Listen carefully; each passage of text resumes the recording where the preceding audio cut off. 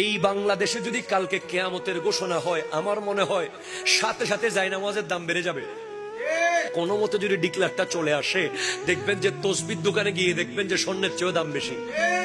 লজ্জায় আমার মাথা নিচু হয়ে গেছে যখন একজন অভিভাবক বলছে যে পরিলে দেওয়ার জন্য পানি যখন বোতল নিতে গেছে, 2 লিটার পানির বোতল 600 টাকা করে চাইছে দোকানদার।